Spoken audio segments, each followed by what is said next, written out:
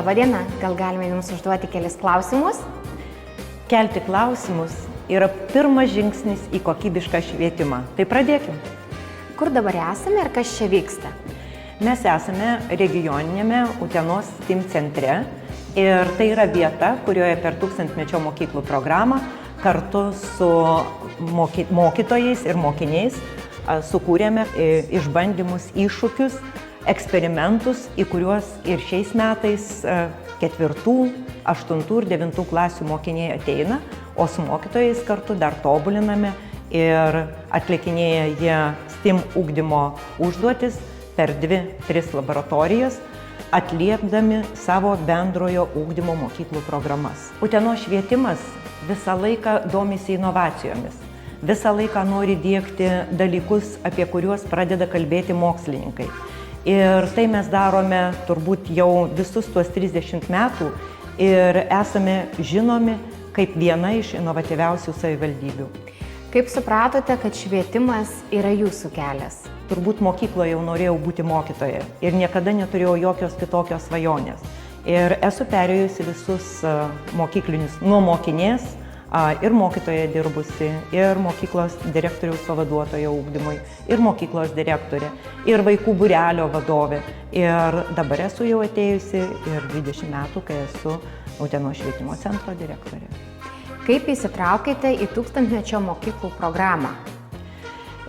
Kai buvo paskelbta 1000-mečio mokyklų programa, mes visi aptarėme su mokyklų vadovais, savivaldybės administracija, kokie mums yra prioritetai, kas mums yra svarbu, su kuo mes dabar gyvename. Ir susidarėme komandą. Komandą rinkdavomės vieną kartą savaitėj, dėliojome tikslus, uždavinius, kryptis. Pagal 4 1000-mečio mokyklų programos kryptis susidėliojome patys veiklas, nusimatė vizualizacijas, kas turi pasikeisti mokyklose. Tai yra mūsų visų kūrinys, tai ką mes turime šiandien iš 1000-mečio mokyklų programos. Ar Utena buvo pasiruošusi šiems pokyčiams? Manau, kad buvom pasiruošę, kadangi mes patys, dar kaip ir sakiau, patys planavome šitą projektą, patys dėliojome, patys numatėme, kokį turėsime rezultatą. Koks buvo pirmas apčiuopiamas pokytis? Pirmas turbūt, ką mes susiplanavome, tai susiplanavome įtraukiojo ugdymo krypties, universalaus dizaino mokymuisi veiklas, praktinės veiklas, nuo jų ir pradėjom, mokymai, atviros pamokos, mokytojų pasidalinimo renginiai. Ir, po jų galėjom sakyti, jau įvyko, mes jau turime kūrybinės dirbtuvės, kuriuose kilo viena ar kita idėja arba viena ar kita mokyklų gerosios patirties pasidalinimas. Kokia veikla geriausiai įtraukė visą bendruomenę? Veiklos visos yra labai svarbios 1000-mečio mokyklų programoje, bet labiausiai įsitraukia į tas veiklas, kur yra dalinimasis patirtimi. Kadangi tai yra iš kiekvieno ateina, kiekvieno yra klausima ir labai gražūs susitikimai su mokytojais ir mokiniais būna mokinių ilgalaikių STEAM projektų pristatymai mokyklose, jie vyksta, tada vyksta tarp mokykliniai renginiai. Puikus yra, kaip ir minėjau, atvirų pamokų renginiai, pritraukia daug mokytojų. Taip pat turime universalaus dizaino mokymuisi gerosios patirties renginius.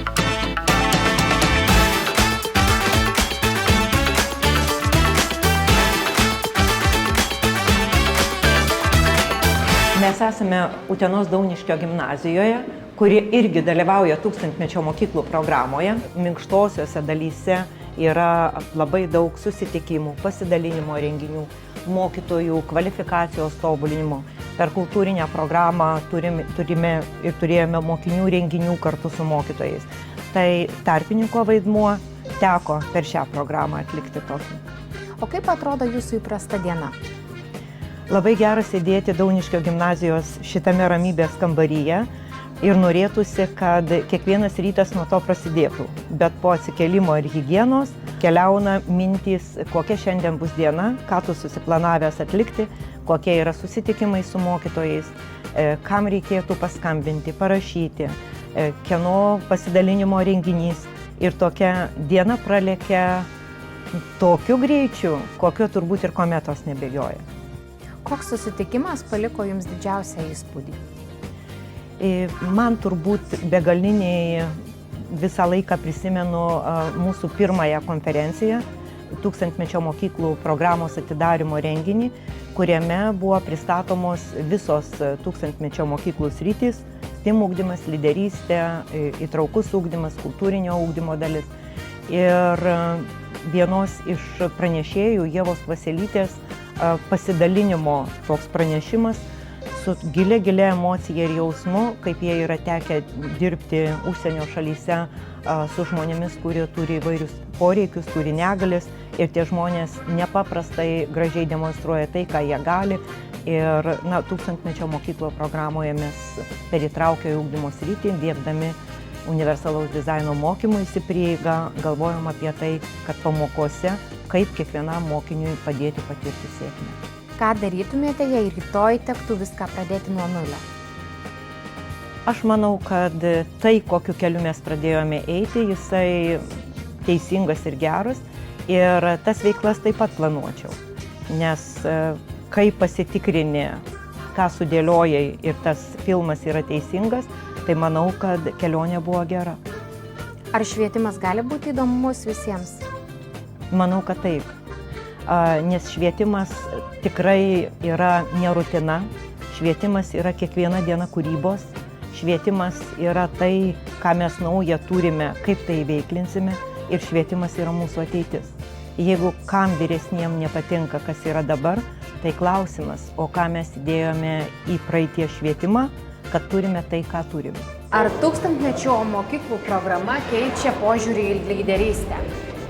Tikrai keičia, nes, kaip ir minėjau, mes savo tūkstantmečio mokyklų programoje pasidalytąją lyderystę sutelkiam į daugelio mokytojų rankas. Ar jaučiate, kad švietime atsiranda daugiau drąsos? Tikrai taip. Vien sprendimai, kaip pasikeitė erdvės, jau reikėjo drąsos tradiciniam erdvėm įveikti, įsigyti naujas baldus, naujas priemonės. Tam juk kartais nedrąsu, nes tu ir pats jų nepažįsti, nematei, nežinai, kaip veiks. Ir įsigijus atsiranda kitas mokymosi etapas. Tai tikrai taip. Ką reiškia švietimo bendruomenė Utenoje?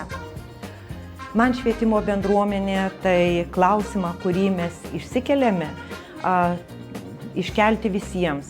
Tada visų klausti, kaip jie jį įsivaizduoja, kokius sprendinius siūlo. Ir iš vienos temos, vienos idėjos nukeliauna sprendimų kelias į kiekvieną mokyklą. Kiekviena mokykla aptarė, kaip jie mato tos problemos sprendimą, kokios galimybės būtų kelių metų perspektyvoje. Ir tada jau keliaunam į vėl vieną ratelį, ką atsinešame iš mokyklų, iš mokytojų. Taip gimė mūsų tūkstantmečio projektas, taip gimė mūsų kiti projektai. Ką norėtumėte, kad jie prisimintų po 10 metų? Kai keliauni labai sunkų kelią, tai tuo metu atsimeni darbai, kurie buvo labai sunkus, tuo metu atrodo labai nemalonus. Bet kai praeina 10 metų, iš perspektyvos, kaip iš baliono kokio, pasižiūri į tuos sunkius darbus ir galvoji, vau, tuo metu atrodė sunku, bet pažiūrėkim, kokį turim rezultatą. Erdvės visiems kartu kurti naujom idėjom, naujam projektam. Kas jūs labiausiai džiugina išėjus iš mokyklos dienos pabaigoje? Aš džiaugiuosi tuo, kad kai pamatau besišypsančius vaikų veidus. Labą dieną, jūs atėjote, kaip čia buvo smagu. Ir tai yra prasmė. Na ir mokytojas, kuris išeina dėkodamas, kad kartais ir labai sunku buvo ką nors atlikti, bet rezultate jis įveikė, nes, kaip daktarė Urtė Niniškytė sako, nėra žmogaus, kuris nenorėtų patirti sėkmės. Tai kai sudarai galimybę sėkmei patirti, va tada ir tu pats džiaugiesi, kad ir žmogui pasisekė. O kur keliausime dabar? O dabar keliaujame į Utenos Adolfo Šapokos gimnaziją, kuri taip pat dalyvauja tūkstantmečio mokyklų programos projekte.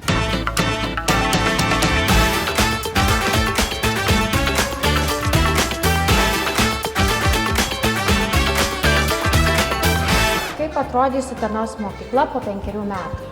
Žiūrėdami į tūkstantmečio mokyklų programoje dalyvaujančių mokyklų pasikeitimus, galime manyti, kad atrodys mokyklos panašiai, kaip mes esame šiandien Adolfo Šapokos gimnazijoje. Mokyklos turės menų ugdymui, garso įrašo studijas integruotam mokymuisi. gamtamokslinės praplėtotas laboratorijas ir vienas iš svarbiausių vietų tokias jaukias erdves vaikų bendradarbiavimui, bendrų projektų rengimui, bendriem pokalbiam. Ką norėtumėte įgyvendinti dar šiemet? Man šiais metais atrodo pats svarbiausias dalykas, baigiantis 1000-mečio mokyklų programoje, susidėlioti tvarumo planus. Tai, ką mes darysime toliau, dabar tai, ką sukūrė ir kaip tą įveiklinsime, kad po 5 metų atrodytumėm dar geriau. Kuris pokytis galėtų būti proveržis visai Lietuvai? Manau, vienas iš mūsų savivaldybės mokytojų įdirbių tai universalaus dizaino mokymuisi pamokų organizavimas. Ir kartu su šios mokyklos irgi iniciatyva per 1000-mečio mokyklų programą pagal bendrojo ugdymo programas buvo susidėliotas modelis STEAM ugdymo. Mokiniai, kurie 3 kartus per metus ateina į STEAM ugdymo centrą atlikti įvairių praktinių patyriminių veiklų. Tai ta integracija abiejų prieigų STEAM ugdymo ir universalaus dizaino mokymuisi turbūt ir yra mūsų inovacija. Kokią pamoką gyvenime išmokote dirbdama švietime? Švietimas yra nuolat vykstantis procesas. Tai ir pamoką esu tokia išmokusi, kad kai pradedi kalbėti su žmonėmis, nebūtinai bus taip, kaip tu buvai sugalvojęs, nes kiekvienas turi savų idėjų. Ir į kiekvieną reikia atkreipti dėmesį, kiekvienas turi idėjas, nori jas įgyvendinti ir tada išeina iš vieno, kito ar trečio idėjos vienas labai didelis geras projektas, geras rezultatas. Ką pasakytumėte žmogui, kuris galvoja, kad švietimas nesikeičia? Aš paprašyčiau ateiti į mokyklą ir joje pabūti ilgesnį laiką negu vieną dieną. Pabūti greta mokinių, pabūti greta mokytojų, pabūti tose erdvėse, kurios naujai yra įsikūrusios, kokios yra veiklos. Ir tada tu supranti, kad švietimas yra nuolat besikeičiantis, nes tai, kas yra šiandien, tai vakar jau nebuvo. Ką pasakytumėte būsimam pedagogui? Ateikite, mokykloje dirbti tikrai yra smagu. Ir mokykloje niekada tu nesijausi nereikalingas, mokykloje niekada tu nesijausi labai vyresnis, nes mokykloje yra tai, kokie yra vaikai. Tu gyveni su jais kartu ir tai yra judesys, tai yra nuolatinis gyvenimas. Ar švietime įmanoma ideali diena? Geras klausimas, ideali diena. Jeigu tu atsikeli ir nori tą dieną ramybės, tai ideali diena, kai viskas einasi, kaip tavo buvo sudėliotas planas. Bet ar tikrai ne ideali diena, kai vidury dienos vienas ar kitas kažkoks įvykis įvyko ir tu puikiai išsprendė jį. Manau, kad ideali diena tada, kada tu randi sprendimus, kada tu gali kalbėdamasi su žmonėmis atrasti tą sprendimą. Ko labiausiai linkėtumėte Utenos vaikams? Kad į mokyklą kiekvienas ateitų atsinešdamas džiaugsmo kibirkštėlę. Mokykla reikalauna darbo, nes mokymasis neateina nedirbant.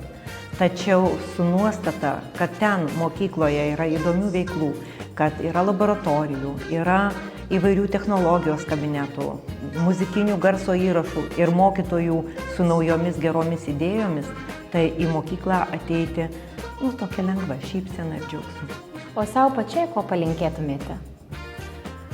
O savo palinkėčiau vėl kurti idėjas, mintis, pasitelkiant žmonės, rasti bendraminčių, kada su tomis idėjomis gali keliauti į priekį. Na ir paskutinis klausimas. Kokią žinutę norėtumėte palikti visai Lietuvos švietimo bendruomeniai? Atvažiuokite gyventi į Uteną. Čia gera auginti vaikus, mokyklos puikiai pasirengusios, iki mokyklinio ugdymo įstaigos kiekvieno vaiko laukia. Ir sostinė netoli, kelią baigia taisyti. Laukiam, atvažiuokit, Utenai reikia visų.